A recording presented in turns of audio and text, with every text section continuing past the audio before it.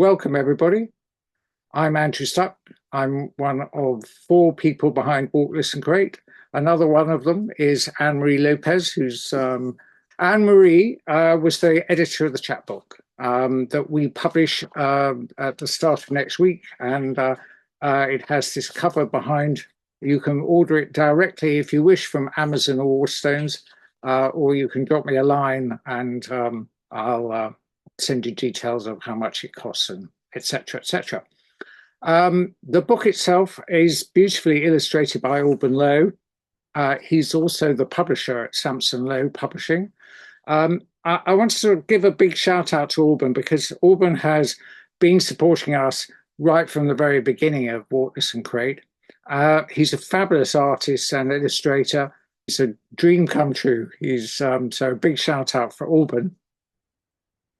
Okay, the competition itself was themed on walking in the dark. And the key reason for that was that a couple of years ago, we met someone called Eléonore Ozanne. And I'm delighted that Eleanor is going to join us this evening. Eleanor is an artist and a researcher based in Seville, Bilbao, and Pau. And her interdisciplinary work examines the relationship between the body and the boundaries of everyday spaces. Through a practice of displacement, Eleanor investigates the concept of frontiers, both as physical limits and invisible walls that we navigate in daily life. Using her body as the central medium, she engages in performative actions to traverse, penetrate, or reconfigure these predetermined spaces and times. Now, Eleanor, I'm going to hand over to you, but you're going to talk to us about women walking the city at night. Fantastic. Thank you very much, Andrew. So thank you very much for having me here. As Andrew said, I'm Eléonore Ozanne, an artist and researcher working with performance and with the border that shape our everyday lives. Today I want to share the origin of the project that began from a dream and that has now grown into something way more global. Women Walking the City at Night started in 2021 in Seville, just after the pandemic, when we could finally return to the streets. I found myself asking something very basic. That was, who can walk, when, and under which conditions? What does it mean to move through the city during the day, during the night, as a woman, as a man, or as anyone whose body meets the world with different degree of vulnerability? The project began as a night walk during the harvest moon in Seville. We met at a point of the city and simply followed the path of the moon, letting it guide our direction without any predetermined route. We are just walking and deciding together where we should exactly go, but still following the moon. At the beginning of each walk, we read a short text where we explain that this walk is an experiment of limits, the limits of the city, but also the limits related to gender, to class, and also to our personal limits. These personal limits are essential, and at any moment, anyone who wants to live the action can do so without any problem. The walk ends either when nobody wants to continue or when only 4 women remain. There is no silent required. We speak, we laugh, sometimes someone sings. We sometimes we do other artistic action, or some of us stay in a quiet concentration. Children can join, of course. Women, trans person, non-binary people, anyone who feels that their body resonates with this action is welcome. And I feel that no one is here into this action to define who enter or no or not into the limits of what gender says. What began like as a small walk in Seville has now grown into a global action. And this year it took place in 28 places, from Australia to New Zealand, in space as different as Madrid, Bogota, Halifax, Istanbul, or Strutt, making an almost 24-hour coordinated walk. Every city starts with a group photo. It's a small ritual of presence, and then we begin to walk. And afterwards, participants often share their impressions, images, recordings, poems, etc. And this helps me to create from each personal experience a collective story.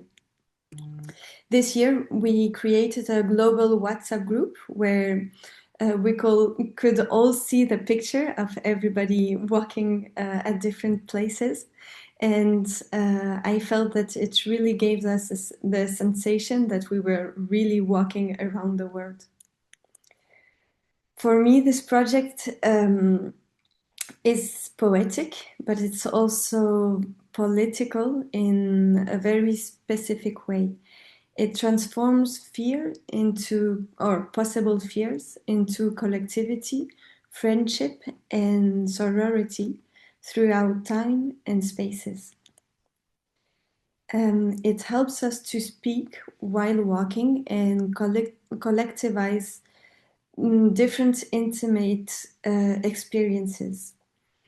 And it also rewrites once a year what it is possible for us to do, even if we're not really knowing each other before it.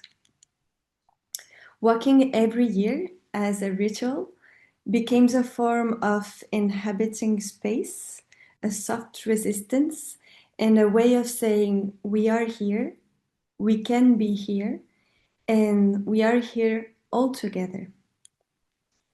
And I feel that the text that we are celebrating today exists in the same territory. So I'm very honored to open this writing showcase today. And I feel that they echo the same questions. How do we feel, walk and dream the night?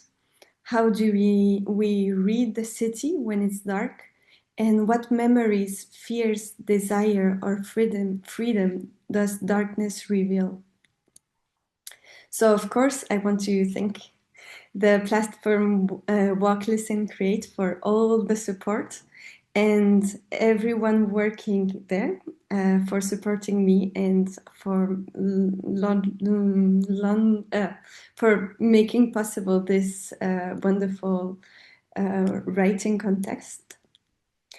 And to go a little further, I believe that the text we will hear today are wonderful exercises of radical imagination, where the night becomes a place of freedom, a space where we can walk, listen, and in this case, dream and create.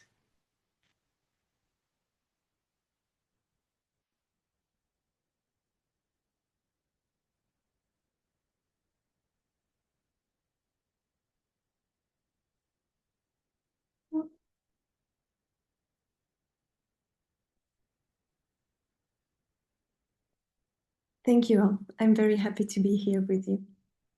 Terrific. Thank you so much, Eleanor, and thank you for opening our showcase. Now, to compare the event, we have Electra Rhodes. And Elle is also another long-time supporter of Walk, Listen, Create. She's an archaeologist who lives between Cardiff, Wiltshire, and a small hamlet in Hertfordshire. She claims she's bookish and quite quiet, but tells a good story. Her work features in a wide range of anthologies, journals, and competitions.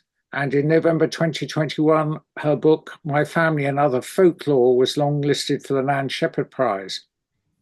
Over time, she's walked a number of long-distance paths in Britain and Northern Ireland: the Pennine Way, the Coast to Coast, the Pembrokeshire Coast Path, the Thames Path, the Ridgeway, and various pilgrim routes, and the Hertfordshire Way, the Monarch's Way, Offa's Dyke, and Antrim Way, so on. So during lockdown, she says that she started walking the Appalachian Trail at home along our hallway and using the stairs to get elevation and descent. She claimed at the time she was 60% of the way. I'm hoping you've done a lot by now. I think it's probably closer to 80%. I slowed down a bit. Okay, well, it's over to you, Elle. Thanks ever so much, Andrew. It's such a pleasure to be here, partly because I love Walk, Listen, Create, but I also love the whole principle of people sharing their work amongst other people who have responded to a common theme, because the joy of having a particular theme and hearing so many different people's interpretations is just cracking. Now, I'm not going to say too much now. What I'm going to do is read the name of the person I'm inviting to read, and then their short bio, which I've got in front of me on my phone, and then the title, and then hopefully the person will read. I understand everyone's happy to read. Fantastic. And we'll do probably a group of 3 or maybe 4, and then I might say a few words, and then we'll go into the next group, if that sounds okay. And I'm just looking for a couple of nods here to make sure that's the kind of thing you're anticipating. Okay, nobody's stuck their tongue out at me. That's fantastic. I'm going to go with that then. We're going to start at the top of my list, which hopefully is the same as your list. I'm going to start with Rosaleen Lynch. Now, Ros's work was the very first flash fiction I ever read, so I'm really absolutely thrilled to see her on the list here. So Rosaleen is an Irish community worker in London, selected for the Wigleaf Top 50 in 2023, Best of the Net, Best Small Fictions 24, and is presently researching stories' impact on social change. Rosaleen, over to you. Thank you. Sorry I'm in the dark, but it seems actually appropriate. Thanks so much, Andrew, for these inspirational Walk, Listen, Create calls and events. I love all the pieces in this beautiful anthology, and I'm delighted to support the Global Action Women Walking in the City at Night. One of my stories, Margate Sands, was written for this particular call in the week and edited. It was at the same time, it was in the lead up to Halloween or Samhain, when it said that the veil between the living and the dead is thin. The first time I heard of Margate was at school in Ireland when we read the line On Margate Sands from The Wasteland by T.S. Eliot. Then my first time in Margate was the first of many times I took a youth group on a summer trip out of London's Tower Hamlets. And now it's where my daughter and grandchild live, and where I take a train and walk from the station to twice a week. This story came from my love of off-season Margate, when Dreamland is closed. And now it reminds me and how it reminds me of regeneration, both rural and urban, and places like the Art Deco cinema that showed The Painted Veil as its first film, that still has the marquee sign outside lit up with interchangeable letters as if sending messages to the sea. So, my story, Margate Sands. It's the last train to arrive on the day, or night as it is now. Down the hill are ships lit up on the sea. The jetty and marine terrace twinkle with laughter and glasses catching the streetlight. Dreamland is closed. The bones of rides are shadows in moonlight. The Art Deco cinema dark for decades, but for the marquee readograph's backlit words tonight saying, "Scream if you wanna. I want to." I drop from the promenade to the beach, walking towards the low tide. On sand more compact, the damper it is, until it dips into a seawater layer, then becomes clear again until the encroachment of waves. I'm unsure if they're going out or coming in. I pick a spot to watch, losing it when my concentration ebbs, remembering Shelley's line, "Lift not the painted veil, which those who live call life." The seaweed stinks, like I'd imagine a decomposing body does, but the wind changes, carrying instead the smell of burning charcoal from further up the beach. You wave and beckon me. I wave back and go to you, watching your swollen face appear in firelight. Sparks spit. You shiver in the flames. Your outline fades and wavers like a watercolour or the flicker on a movie screen. The veil trembles, and the fire has no heat for me. You ask where I've been, and I tell you. It wasn't me that was gone, but you. And we've just minutes left before I'll want to scream again. Thank you. Thank you, Rosaleen. Thank you. Wonderful. It's always so tempting to say things between pieces, particularly if something has gone pitching, but I'm going to resist. Okay, the next piece we're going to hear is from Erin Bondo, the Cram and Selkie Women. Now, Erin is a writer and occasional poet, grew up in rural Ontario in Canada on the unceded territory of the Anishinaabe, which I've probably pronounced wrong, so hopefully she'll correct me. And she now lives in Scotland. And the piece is the Cram and Selkie Women. So, Erin, I hope you're going to speak to it now. Thanks so much, Electra. And you were very close. It's Anishinaabe. Perfect. Thank you so much for inviting me for this, Andrew, and Eleanor for the Women Walking in the City at the Night, which really sort of turned the original version of this story into kind of what it became in this. The inspiration for this story really is the setting more than anything else. And if anyone hasn't seen it, I was going to show the illustration that goes along with it because I think it's absolutely perfect and it kind of gets the atmosphere just right for it. The story is set on the Cramond tidal flats, which is just north of Edinburgh, on the Firth of Forth in between Edinburgh and Fife. And it's somewhere where is one of my favorite places to go walking at night in the dark. And it's somewhere where after my mother died, which was shortly after I moved to Scotland, that I found myself ending up at.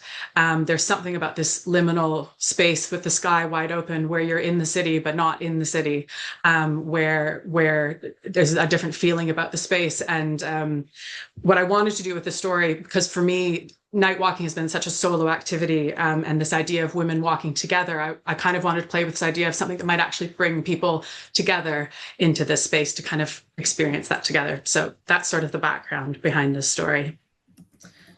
So it's called The Cramond Selkie Women. Everything changed with the beached Selkies, a violation of sacred space. One Elspeth felt wholly her own, a lone winter night pilgrim to the tidal flats, moon-raked waters halfway to Fife, the Edinburgh flight path thrumming a low collision course into the belly of Orion. She was drawn to the openness, the laid bareness, swaddled in darkness, pricks of light strung along shore merging with stars above. She became part of something bigger. But now, pale-knuckled gripping the wheel of her Scotophobia, her skin crawls like the white-clad ants scurrying to erect floodlights and tents, a pop-up forensic circus racing against the flood tide. Because they weren't the mythic beings of her mother's murmurings, but seal carcasses, neatly rowed, belly up, expertly gutted, and trapped inside each, a woman. The next night, she roams barefoot across hoary firth bed, fleshy coffins emerging from har, unzipped to reveal woman after woman, her mother, her sisters, curled fetal-like. On another, she awakes in adipose darkness, throat raw, ears choked with the sound of water lapping higher and higher. As the nightmares continue their creep, she knows she must return, reclaim her tide-tippled sanctum. But she is not alone. One woman, another, appear with the same haunted look about their eyes. At the next neap tide, they a half dozen now, Elspeth voices the collective fear. What if it wasn't the first time? They clasp hands. They agree. This is something bigger. The tidal flats never go unwatched again. And that's the end. Thank you. Thank you so much, Erin. Wonderful.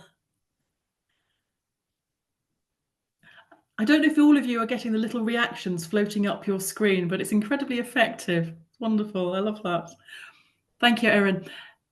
Next up, we're going to have Penny Walker, and whose bio is that she writes as a way of spending time in a better draft of the world. Longer Tithingdale stories include Apprenticeship in 2025 and Realignment, which is forthcoming. Now, hopefully Penny's going to say a little bit about the piece and then read to us Seeing the Moon.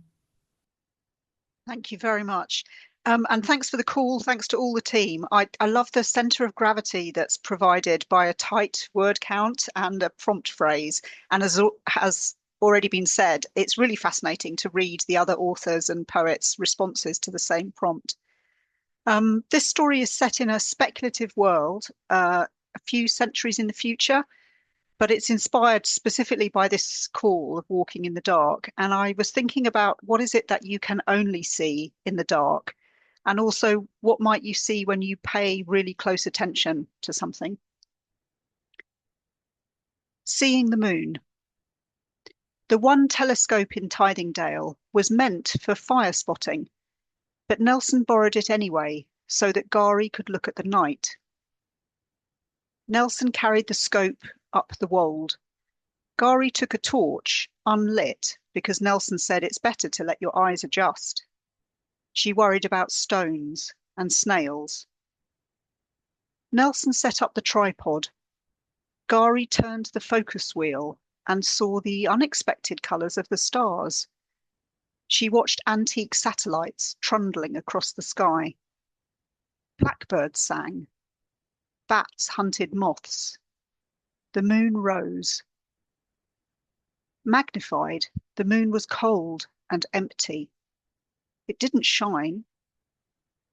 Gari felt rude, staring at its scars, seeing how alone it was.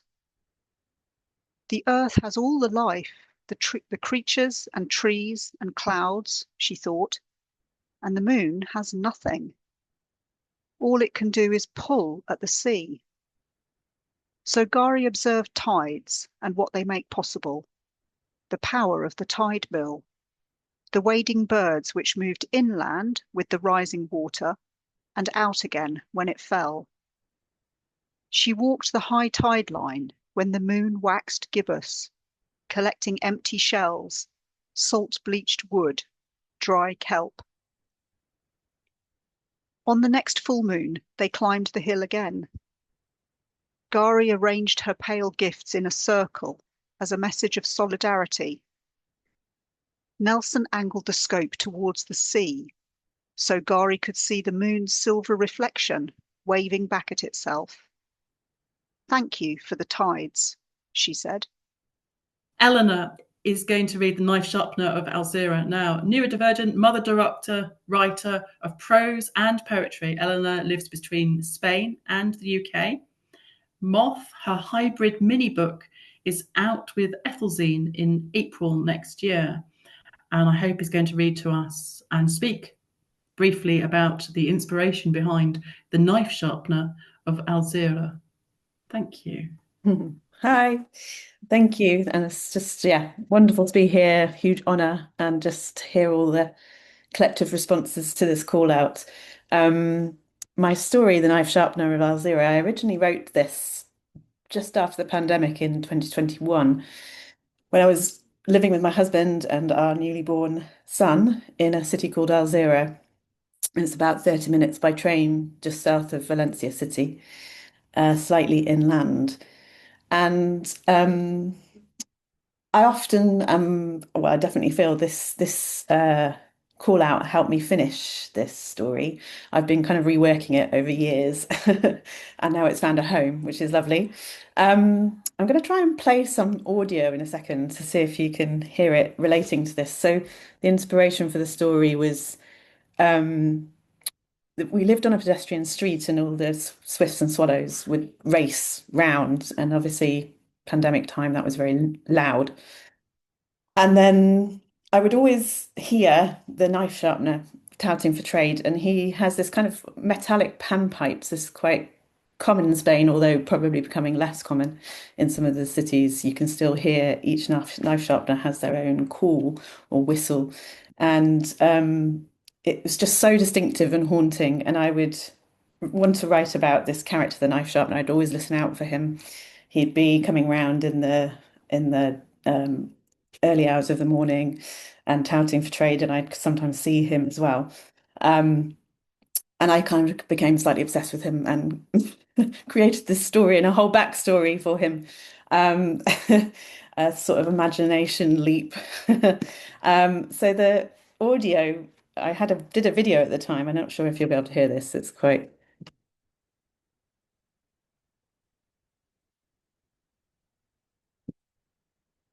Could any of you hear that? No, okay.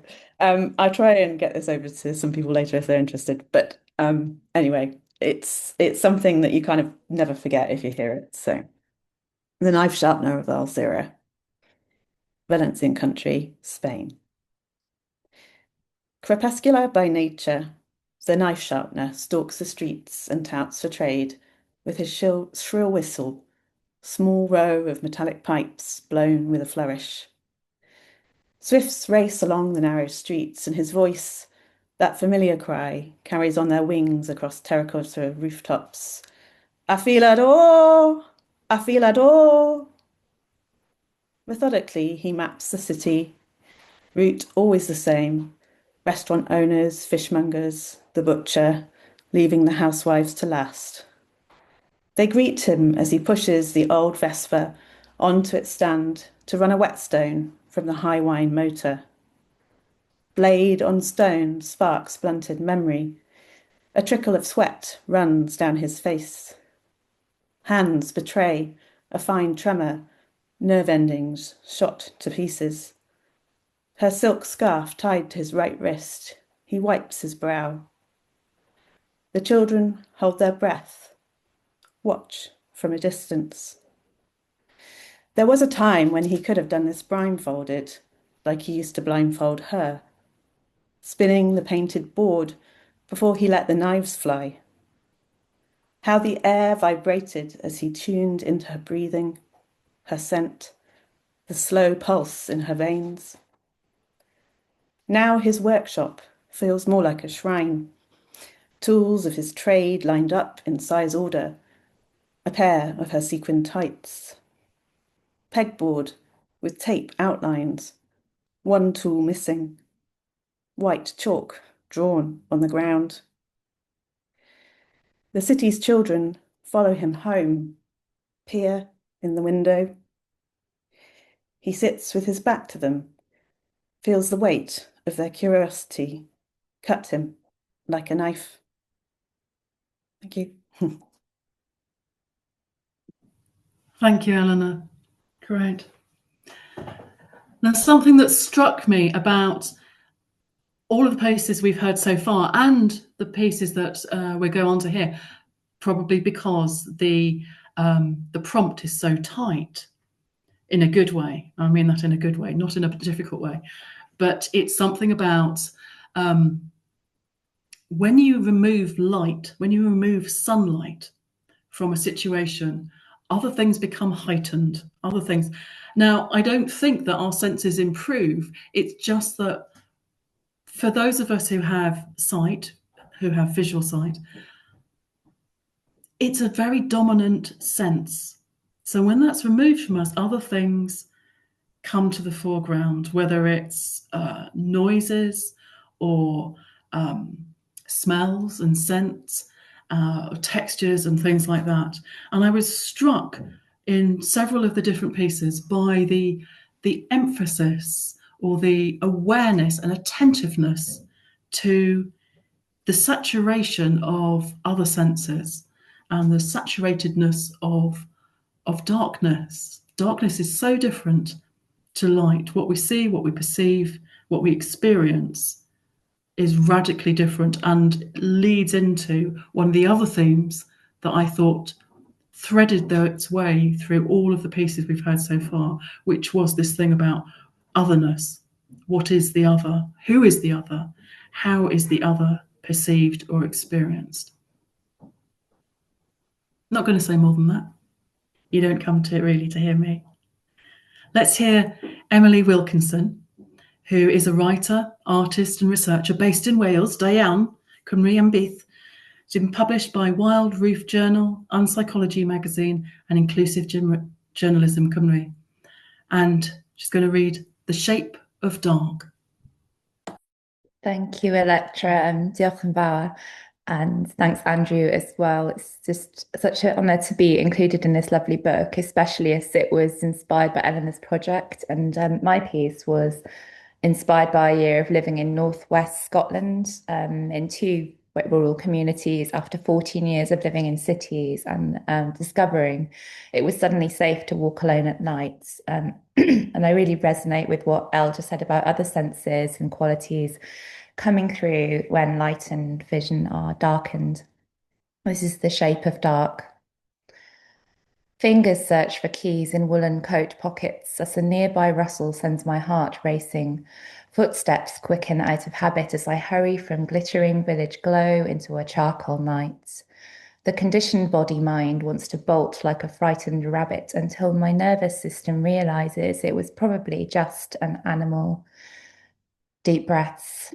Slow down. You are alone, truly alone, walking myself home without the nearness of other human bodies. Never in 12 years of city dwelling would I have walked where there were no streetlights. I believed darkness was something that happened to you, not something you could inhabit. But here I am, heading towards the outskirts of a small community stitched into Scotland's northwest coast. Owls screech while distant boats rattle, a just visible horizon guides as ebony land descends beneath meandering ridges. On moonless nights, I must choose, navigate with a head torch or trust what I can barely see. One's eyes really do adjust, as does a mind wandering far from urban paranoia. Shoulders expand to meet the nights. My nocturnal body morphs with the inky hour, bleeding outside familiar territory. Sometimes I turn off the footpath just to witness heather silhouettes tracing land towards sea, to witness the shape of things when no one else is looking. The night has entered me. I have become the night. Together we turn homeward, drawing out delicious moments before daytime returns with its demands, definitions, masks. The night remains insistent that I am only myself. Thank you. Thank you, Emily. Lovely. I do like that title, The Shape of Dark. Oh. Next, we're going to hear Elizabeth. I'm going to say your surname wrong, and I apologise. Fevyer, and you're going to also lives in Wales. Fantastic. I'm also a Wales liver, so I appreciate it. Her poetry has appeared in multiple publications. She's studying the diploma creative writing at the University of Oxford, and going to read Night Stepper and speak to its inspirations. Thank you, Elizabeth. Yeah, okay. I just wanted to echo what other people have said so far. This has been a brilliant prompt and event to be part of. I'm so delighted to be on this shortlist with such a brilliant group of writers and for such an important cause. My poem, Night Stepper, is a poem which I think quite a few people will relate to. It's sort of speaking to some of the things that Emily just now spoke of. It's the flip side. It's what it means to walk in the city at night, which can be quite different to other places.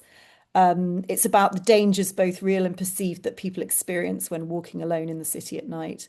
Not dangers posed by wild animals or natural events or by getting lost. It's about the dangers posed in familiar places by unfamiliar people whose behaviour and intentions we can't be sure of. I wrote this piece a while ago, actually, in response to a prompt by the Welsh poet Jonathan Edwards, and he asked us to write about a high stakes situation. And my first thought was, I can't think of anything to write about. I've been very lucky not to have had real lived experience of a high stakes situation. But the more I thought about it, the more I thought, actually, there have been many times I've walked home alone late at night, and it has felt very high stakes. And I know the same is true for many friends of mine. I wanted to capture the sense of danger that the presence of another human can create when we're walking alone like that, the horror stories that we carry, whether we've absorbed them from the media or from our own lived experiences, and how places and people which would usually feel reassuring feel the opposite when it gets dark. And I also wanted to focus particularly on the injustice that women often experience in being held overly responsible for their own safety. The slightly twisted idea that a woman can be somehow complicit or even entirely to blame in her own jeopardy for having the audacity to go out at night and walk alone instead of taking a taxi. So anyway, this poem is about a woman walking home late at night in a city, a woman being followed. Night stepper. A pavement feeling, a quickening on her heels. Night stepper rises from thought to life, crosses through the shadows to her periphery, becomes a scrape of leather on concrete, a premonition. Now her body is a seismograph, her body is a needle, her body is an alarm ripping through the chambers, an ectopic beat. A slick of tires across wet tarmac, a jazz of headlights. She pivots and her eyes ghost the shape of him. Night stepper syncopates. The road is a triangle, and she is looking for a window with a light on. And she wonders if she runs, whether he will run. And she wonders if she stops, whether he will stop. And she wonders why she didn't call a taxi, why she wore the wrong shoes. And she doesn't know it, but she's thinking of the driver who held the central locking and swore at her as she climbed out. And she doesn't know it, but she's thinking of the colleague who draped his arm over the back of her chair and left it there like a sleeping python. And she doesn't know it, but she's thinking about the cold metal key in her pocket and the stiff bolt on the gate. And she's thinking about the shadow of the tree and the jaundice of the streetlight. She reaches her front gate. She keeps on walking. Thank you, Elizabeth. We're going to hear from Isabella Mead Husain, whose debut pamphlet, Dear Rwanda, was published in 2023 with Live Canon. She's artistic director, joint CEO of the Poetry School, and she's going to read Proving. Hi, everyone. It's lovely to be here. So this poem was started in a workshop with Matt Howard, where we were asked to think of a phrase that was personal to our family. And I chose use your loaf, which my dad is from Essex, and he speaks in a lot of Cockney rhyming slang. And use your loaf is short for use your loaf of bread, which is short for use your head. And it got me thinking about the significance of bread in fairy tales. And at the same time, I was also thinking about how the image of characters entering woods at night is also often used in fairy tales as a metaphor for leaving family and growing up. So that's where this came from. It's called Proving. Use your loaf, love. I can hear Dad now, as my sisters revised for a music exam, as I tried to tie laces or light a match, or work out a way to get the bus home. Use your loaf. Perhaps because he had to practice piano, do his tax return, or else because he knew the dark would be lit by ourselves alone.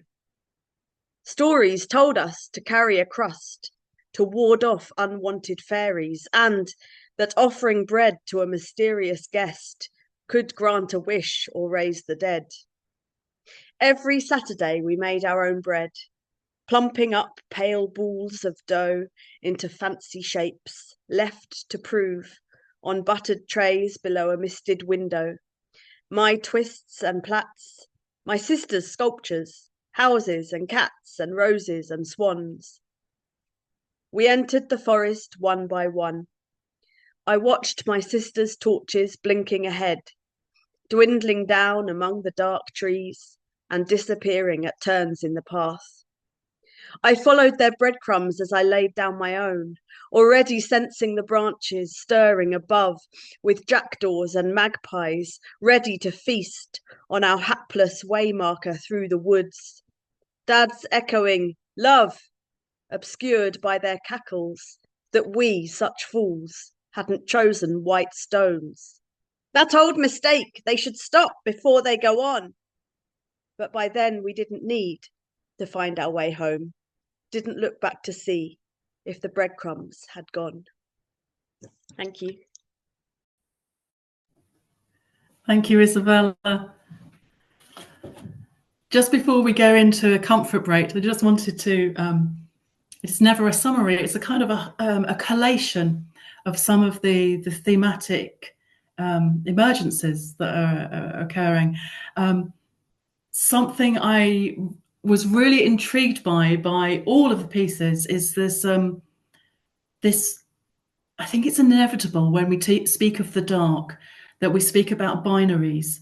You have darkness, you have light, you have safety, you have jeopardy, you have night, you have day, you have isolation, you have community, and so on.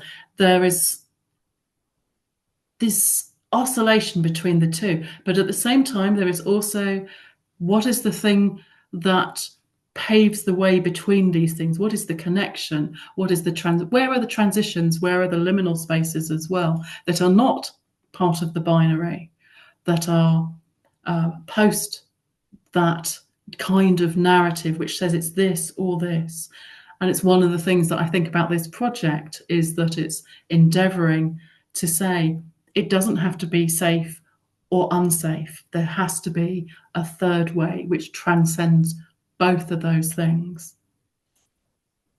I wasn't going to read anything, but I am going to. This is based on having moved house about 5 times in the last couple of years, between very urban environments, very rural environments, and everything that felt like it was in between.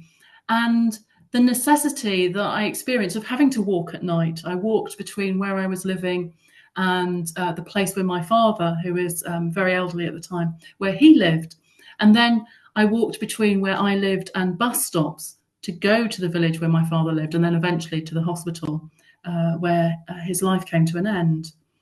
And what I learned about people who walk at night, and what I observed about people who walk at night, and that some people stick to the shadows and some people stick to the light, and some people will brave the darkness, and some people are waiting for whatever the darkness might deliver to them. And I was so struck by the difference of people in the day and people at night and their different experience. It was sometimes influenced by age, ethnicity, gender, experience, I imagine. All kinds of things influenced how we are in the night and how we are in the darkness, and what the darkness takes from us in some cases, and what the darkness gives to us. A couple of months ago, during the big meteor shower, the Perseids, a friend had come to stay with me, and we took camp beds out into the garden. I live in a very dark bit of Wales. We took camp beds out into the garden, and we lay on the camp beds in otherwise total darkness, watching shooting stars, watching the Perseids. And she said, I guess she's in her maybe early 30s. She said she had not been outside in the darkness for a good 10 years. And she lives in a very busy city in Finland, and it is dark there a lot. And I thought, she has not been outside alone, perhaps with one other person, one other woman, for 10 years. And I wonder what a lack of darkness does to us, in the same way that people have seasonal affective disorder if they don't have the right receptors for and get enough light in the winter. What does it do to us if we are denied the dark? Anyway, next up to read, Sarah Leavesley James, who is a walker of words and ways, prize-winning poet, fiction writer, journalist, photographer, who also enjoys poetry, film. And I'm going to get to repeat that twice because I know that she's got work further along in this evening. And hopefully Sarah is going to speak to and read Bat-Winged. Thank you. I'm going to echo everyone else first by just saying how wonderful it is to be here, and thank you to all involved with both the competition and the showcase tonight, which has been just wonderful so far, and I'm sure it's going to be when we have the rest of the pieces too. So Bat-Winged, if I'm honest, when the competition, I saw the competition, the theme, and I didn't think I was actually going to enter because I didn't have a poem written that I felt matched the theme. But the prompt stayed there in my head and actually ended up percolating itself into becoming two poems. I guess with the questions of what does it feel to me like when I'm walking in the dark? What is my actual experience of walking in the dark, rather than me just walking in the dark in a hurry to get home, if that makes sense. The only other thing that possibly I should mention about this first piece is it's not in the poem, but I think if I'm being really honest about what prompted me to write this, it may also be prompted by many, many years of walking, feeling a lot lonelier and a lot colder at night compared to my experience now. Bat-Winged. Tonight, clouds sail faster, now light as dip, below the sky's shoreline. The full moon bobs through the gaps like a ball fixed on the back of the day's net. I walk the dark, surprised by its thinness, more like gauze on my eyes than a blindfold. Strange how easily sight adjusts when it can. Skin alive to the cold, hearing tunes in to its inner bat. The cloud clears like smoke blown away from a fire, falling back to the warm glow of embers, not ash. Black-winged and dizzy with stars, my feet pick up their pace to keep up with my heart, pulsing over the bridge, down to the rustle of wind-strummed reeds, lulled by still water's hushed voice, past the street lamp's golden pool of autumn leaves, across the road and home to where you're waiting for me. Thank you, Sarah. Smashing. Next up, we have Paul Connolly, who is widely published, poetry is widely published, shortlisted for both the Bridport and Charles Causley Prizes, and has recently received a Best of the Net nomination for 2026. When it's nomination season, I always cross my fingers for everybody I come across who's got a nomination. So, good luck with that. And Paul is going to speak to and hopefully read Devon Gothic. Thank you, Paul.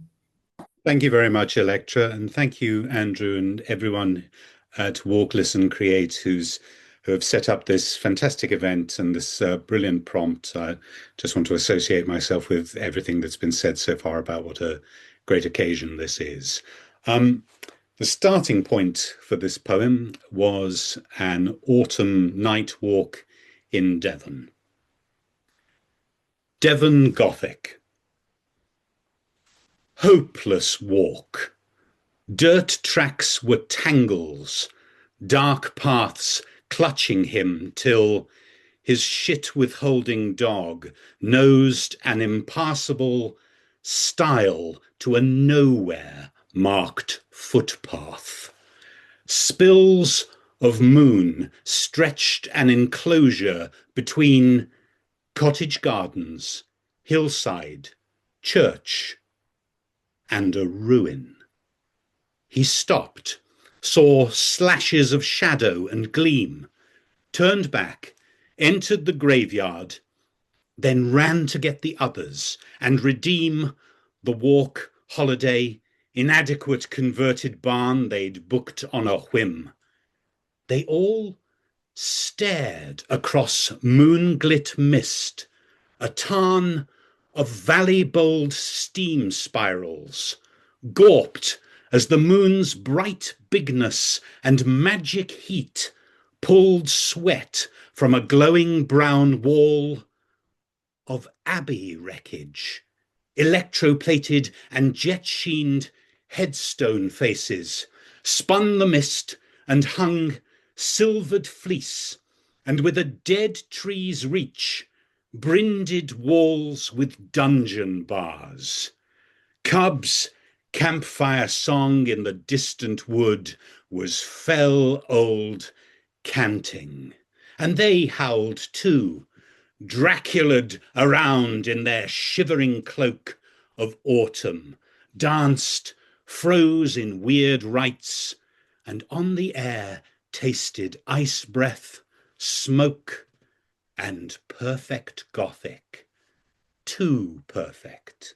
He'd write a postcard about it, but when the recipient asked him later for the story, he replied with evasions. He hadn't forgotten it exactly, but estranged the night from itself, muddled it with other broken bits of creation, Daguerre's Holyrood schlock and silver screen midnight matinees, 30s bogeymen, Cheney, Lugosi, Karloff. So he sneaked a look at the postcard, raised grave plots, ice fire sparkling their blackness with emerald, and tried to get it down again. Thank you. Grateful, lovely. Next up, we're going to have Laura Theis, whose multi-award-winning work appears in poetry, Oxford Poetry, the Irish Times, Muslexia, Rattle, etc. Her latest publications are Introduction to Cloud Care, which is from Broken Sleep Press, and Poems from a Witch's Pocket, which is from Emma Press. Now, Laura, I hope you're going to speak to and then read to us Moonlight Group Walk. Thank you so much. I also wanted to say thank you to everyone involved, and so lovely to hear all your beautiful poems and stories and the stories behind why you wrote them. It's been such a lovely evening. So this poem is called Moonlight Group Walk, and it came from a thing that happened for a group that I run, which is usually an online group, but I wanted to offer this kind of experience for everyone in the group where we would go to the woods at night and kind of listen out for the night sounds so that we could kind of use that as a prompt to write about what we heard. And then the walk didn't go quite as I had planned, which is how, you're going to hear what happened in the poem. Moonlight Group Walk. When I tried it on my own, everything was perfect. The moon rose on cue, sparkled promisingly around each shadowy corner. The nettles and trip hazards on the ground did not escape my surveillance. The next day, the moon is an hour late. The path is much darker, and the woods are too busy with furtive attendance of illicit fires and concerts. We haunt them with our quiet walking. They mistake us for a family who, after a row, are no longer speaking. We are meant to maintain our silence throughout, but I loudly yell, "Roots!" every time I nearly stumble, worried about people falling into the water. Someone gets ill halfway through, just about makes it back to the clearing. Still, we are treated to a full menu of night sounds. Owls in the cherry trees, an uproarious duck fight, mystery rustlings and crickets, and always the road in the distance. Thank you. Lovely. I don't know if it's my imagination, but there's more moon in this half of the evening. Thank you very much, Laura. Next, we're going to hear from Rosaleen, and still a community worker in London, selected for Wigleaf Top 50. I encourage you to search that piece out, Best of the Net and Best Small Fictions last year, and researching stories' impact on social change. And hopefully going to speak to and then read The Asterisks at Parliament Square. Over to you, Ros. Lovely. Thank you, Elle. And yeah, lovely to hear everybody reading. This story was written for this call, as Margate Sands was. When writing it, I thought of all the marches I went on and those I've missed, and the walking I've done at night just to rock my daughter and my grandchild to sleep. I thought of how we do what we can when we can, and how in time we can still make a difference for future generations, like with decolonization and how we add asterisks to so much in the world relating to power and meaning, or they might be marking a disclaimer, footnote, or correction. I thought of William Blake's poem London, where he wandered the streets and how he used mark as noticed and marks of weakness and woe as signs of all the suffering, despite the wealth of the city. And finally, I thought of the grass on Parliament Square, the land unadorned, and the power of nature, which the world will return to in the cycle of life. And mostly, despite my fears around social justice issues and climate crisis, I thought there was still hope, that in the darkness of the night, there was still light, like a little asterisk star. So this is the asterisks of Parliament Square. I can't get the baby to sleep. She's not even got her name yet. That's how old she is. And all I think of is the demonstration tomorrow, so I can say, you are marching before you were named. But as I went on demos pregnant with her, I can say, you were marching before you were born. She likes rocking and walking, so in her baby wrap, I button my coat around us and get the night bus. She settles in the motion of the N15, stirring after midnight when we stop at Charing Cross. In Trafalgar Square, I show her the lit-up bronze lions that maybe she'll climb one day, but maybe not if I tell her their meaning. I take chalk from my pocket and put an asterisk below one and take a picture of it, and do the same walking down Whitehall at the Women of World War II Memorial, Downing Street, the Cenotaph, the Winston Churchill statue, and Big Ben, marking each as I go, telling her about Blake's wander through London's darkness of mind-forged manacles. But I also tell her, while feeding her on the grass of Parliament Square, where later others will stand, about the Garden of Love, and how in the future she'll look back on these asterisks on a website and my words about that night's walk, the same day of the big demonstration, and how we got there a little earlier than most. But she needn't worry, more would follow. Super. Thank you, Rosaleen. Next up, Krista Carson, who is a Canadian poet, writer, educator, PhD student at the University of Gloucestershire. And she lives in southwestern Ontario with her husband, daughter, and Whippet.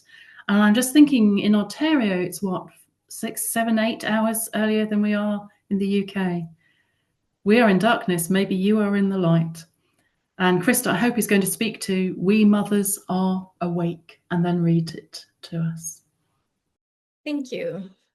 So I interpreted the theme of walking in the dark as being somewhat subversive. So this poem was inspired by the interstices of the night, where mothers and caregivers are wandering essentially in the private sphere. But there's this collective element to it. So it puts words to an experience that is at surface, routine, repetitive, indeed pedestrian, and often underexplored as a theme and a sort of marginalized avenue for walking narratives. But the experience is actually rich in mystery, in profound care, in love, and in meaning. So in this way, I think that it's actually subversive. It comes back around to the subversive and unifying element. All right, so we mothers are awake.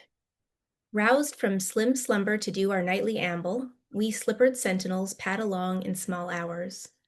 appearing solitary, but belonging to a heavy-lidded tribe of matrons and moonbeam wanderers, worriers, menders, nursers, tenders, who stitch and watch the witching hour, ignoring the brazen breath of crapulous lovers, heeding fevers of poorly babes and cradling crepuscular kneading kittens, our feet, quills on vellum hallways, our footprints, stories of our vigils. Lovely, thank you. We're next going to hear from Eleanor Holmes, who we heard from earlier, but I will say the biographies again because there have been people in between and we can forget. A mother-doctor, writer of prose and poetry, Eleanor lives between Spain and the UK. Moth, her hybrid mini-book, is out with Ethelzine April next year. And she's going to read to us and speak to Hand to Mouth. Over to you, Eleanor. Thank you. So hand to mouth, I did write this to the prompt, and I'd been looking for some time to talk about my neighbours. As I said before, I'm a little bit of an outsider observer.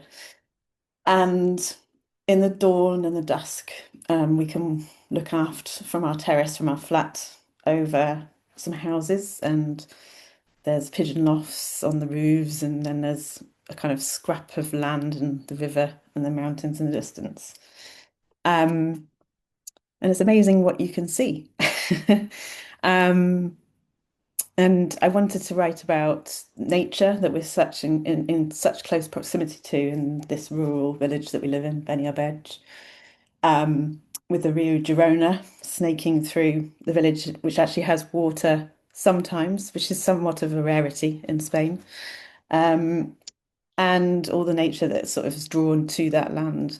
But also, despite it being such a beautiful place to live, it's also a very hard place to live for a lot of people, and I wanted to be able to speak to that at the same time. So that was what I was hoping to achieve with this poem. I should also say I've added a dedication to this as well. Very sadly, the family who I met every day, and the little lady over the road and her brother and her disabled son who lived with them, she died a few weeks ago after I'd heard about this being shortlisted, actually, which is very sad. Although I didn't know her very well, she was sort of one of those people that you don't know, but that's sort of constant in your life, that you see every morning. She would always say hello to me and my son, and yeah. So it's sort of, also this poem is dedicated to her as well, and her name's Mari. Hand to mouth. For Mari, may she rest in peace. Along the furthest riverbank, beside the Rio Girona, 7 wild boars trot by. A family hunting or hunted. We count them as the dusk gathers its bruised skirts, excited as the number grow. 5 little ones, and 2 big, shalock wind like hot breath at their backs. A little old man over the way grows veggies on that scrap of land, loved to life. Cane wigwams drip beans and peas. Earth turned to feed him, his sister, and her giant boy, who grows bigger as they shrink. The man's face all lined parchment, dark eyes, deep set, bent back shuffle. He tends occupied land.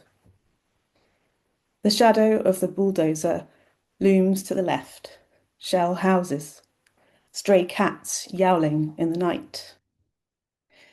We keep watch for the wild boar, the wolf at their door, stalking in the dark behind them. Thank you. Thank you, Eleanor.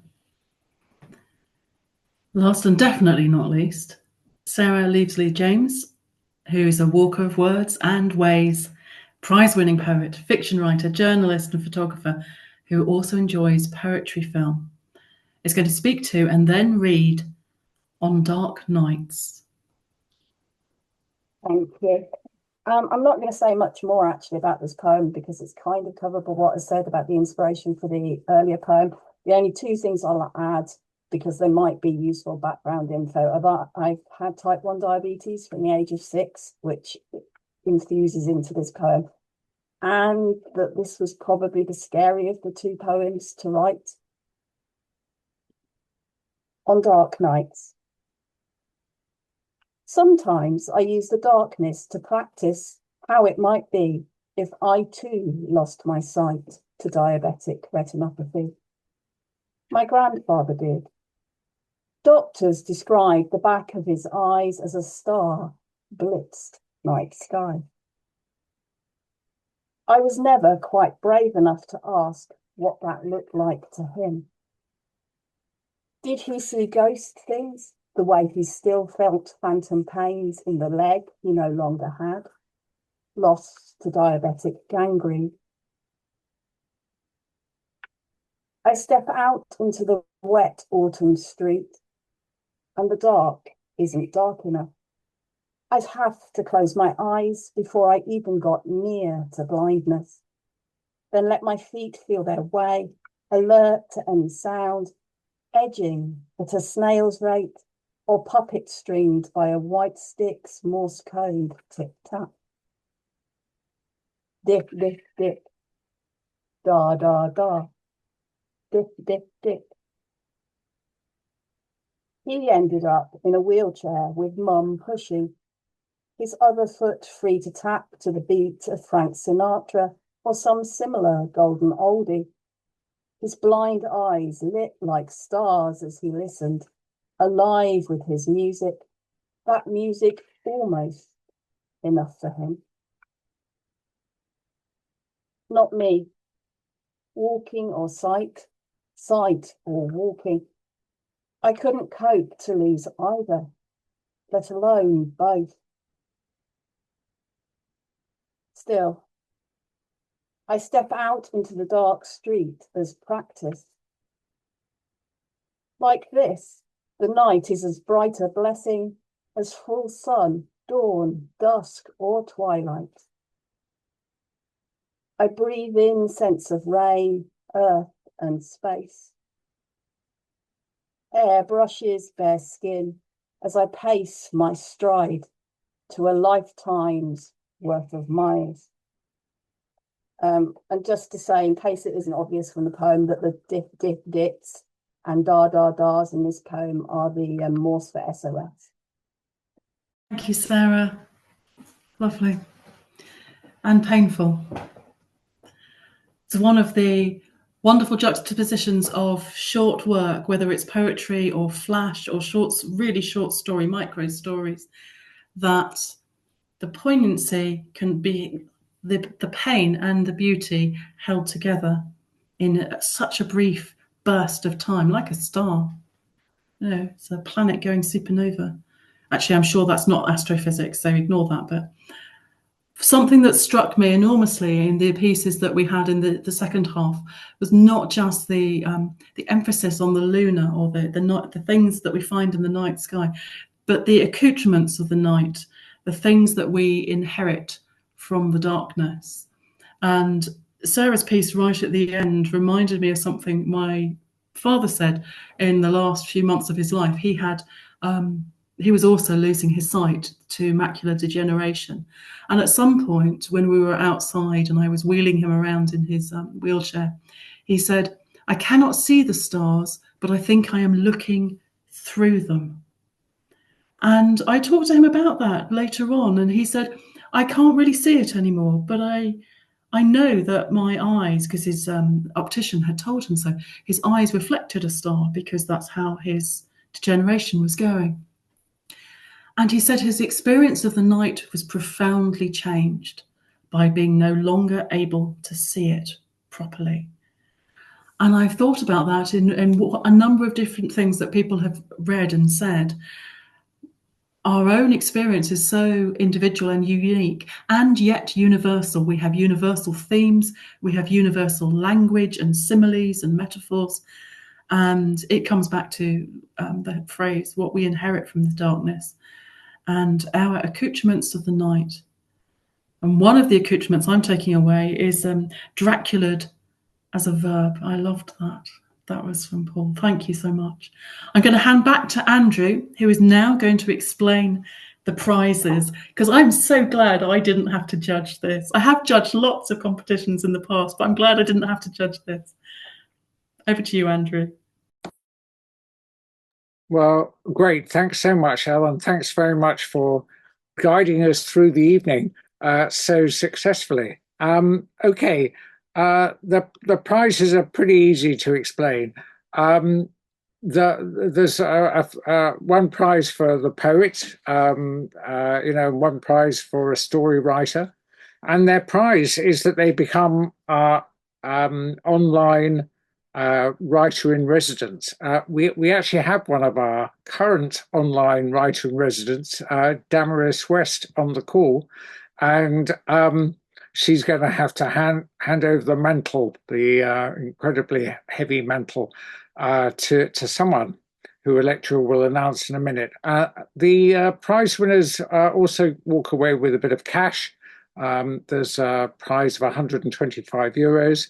I'm thanking Krista Carson, who is one of the shortlisters, because Krista very kindly did a salon event with us, and she gifted her fee to go towards the prize pot. So thank you, Krista, for that. And they also walk away with a piece of artwork, which is done by our illustrator, Alban Lowe, who I mentioned at the top of the event. So, Electra, it's over to you to announce the winners. I will do in a moment. I think one of the things that is a real joy, it's fantastic to see work in print. Nowadays, when increasingly print is expensive and things become online, having your piece in a print anthology is pretty fantastic. I love that. I love that that Alban is still producing the chapbooks through Sampson Lowe. Also, the winners, the piece of art from Alban, which will have your the art on one side and a piece of writing on the other. I know there are a few people here who've won or been runners-up in the past and have got these work. It's absolutely fantastic. It's a joy. But part of the joy, I think, referring back to what we said at the beginning, is being part of a group of people who have responded to a prompt and who bring their words and commit them to the vibrations in the air and into the night. I mean, here in Hertfordshire, it's dark. Outside the room I'm in a small hotel, which I was late to, and where we've got terrible Wi-Fi. So if I've gone in and out, that's why. But that's okay. That feels kind of appropriate. The in and outness, the transition between light and dark, online and not online. It's another one of these binaries. It's wonderful to be a part of this. I'm going to read the names of the two winners and the piece that they've written, and then I'm going to invite each of them to read their piece again. And I'm not going to faff around anymore. So one of the winners is Penny Walker and Seeing the Moon, and the other is Elizabeth Fevyer and Night Stepper. So Penny, I'd like to invite you to read again Seeing the Moon, please. Seeing the Moon. The one telescope in Tithingdale was meant for fire spotting, but Nelson borrowed it anyway, so that Gary could look at the night. Nelson carried the scope up the wold. Gary took a torch, unlit, because Nelson said it's better to let your eyes adjust. She worried about stones and snails. Nelson set up the tripod. Gary turned the focus wheel and saw the unexpected colours of the stars. She watched antique satellites trundling across the sky. Blackbirds sang. Bats hunted moths. The moon rose. Magnified, the moon was cold and empty. It didn't shine. Gary felt rude, staring at its scars, seeing how alone it was. The earth has all the life, the creatures and trees and clouds, she thought, and the moon has nothing.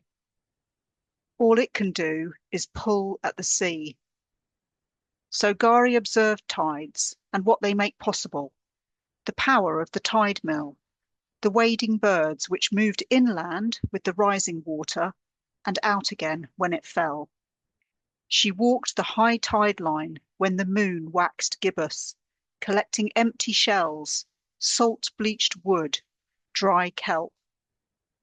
On the next full moon, they climbed the hill again.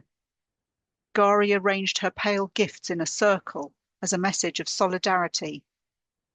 Nelson angled the scope towards the sea, so Gari could see the moon's silver reflection waving back at itself. "Thank you for the tides," she said. Thank you, Penny. And then Elizabeth, I hope you will read Night Stepper to us again. Need to find it.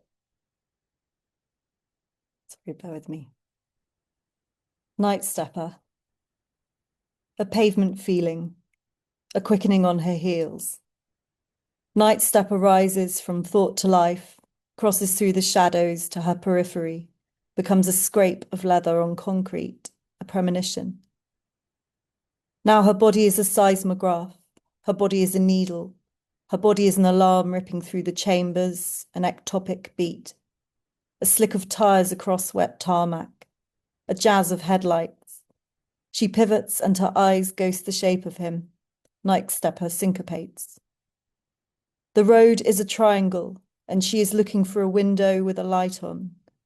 And she wonders if she runs, whether he will run.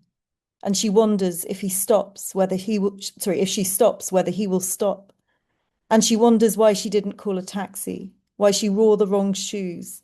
And she doesn't know it, but she's thinking of the driver who held the central locking and swore at her as she climbed out. And she doesn't know it, but she's thinking of the colleague who draped his arm over the back of her chair and left it there, like a sleeping python. And she doesn't know it, but she's thinking about the cold metal key in her pocket and the stiff bolt on the gate. And she's thinking about the shadow of the tree and the jaundice of the streetlight. She reaches her front gate. She keeps on walking. Thank you so much. Thank you.